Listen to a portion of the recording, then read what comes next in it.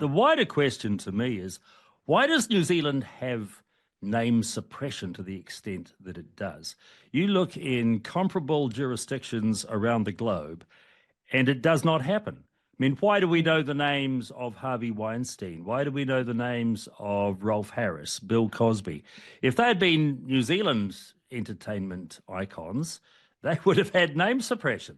And that's the bizarre thing about it. So in every other country in the world, name suppression for cases such as this do not exist. And all the excuses that are written into legislation, such as causing undue hardship, et cetera, I think that the jurisdictions in Britain, US, Australia, they laugh at that sort of stuff.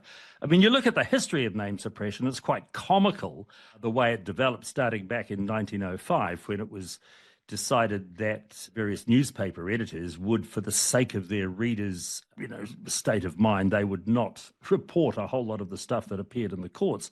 And then we started getting legislation for name suppression starting from 1920, and that was all about basically giving first offenders a second chance. It just seems, as you were alluding to before, Glenn, that we're just too nice a country. We don't want to insult people. We don't want to upset them by making public their misdemeanors and their misdeeds.